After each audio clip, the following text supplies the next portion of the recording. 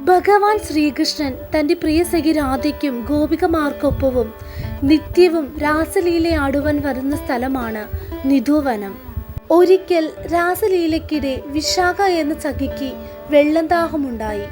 ദാഹം തീർക്കാനായി കൃഷ്ണൻ തന്റെ ഓടക്കുഴൽ ഉപയോഗിച്ച് മണ്ണിൽ ഒരു കുഴിയുണ്ടാക്കി. ആ കുഴിയിൽ വന്ന് നിറഞ്ഞ വെള്ളം കൊണ്ട് ഗോപികയുടെ ദാഹമകറ്റിയത്രേ. വൃന്ദാവനത്തിൽ അങ്ങനെയൊരു കുളവുമുണ്ട്. അതാണ് വിശാഖകുണ്ട്. നിധുവനത്തിനടുത്തുള്ള മറ്റൊരു ക്ഷേത്രമാണ് രംഗമഹൽ. ഇവിടെ കൃഷ്ണനും രാധയ്ക്കും എല്ലാ ദിവസവും മണിയറ ഒരുക്കുന്ന പതിവുണ്ട്. എല്ലാ ദിവസവും വൈകുന്നേരം 7 മണിക്ക് മുമ്പ് രംഗമഹലിലെ ചന്ദനത്തടിയിൽ നിർമ്മിച്ച കട്ടിലിൽ പൂക്കൾ ഉപയോഗിച്ച് അലങ്കരിക്കുന്നു. കട്ടിലിന് സമീപം തീർത്ഥപാനീയവും വിൽക്കുന്നു.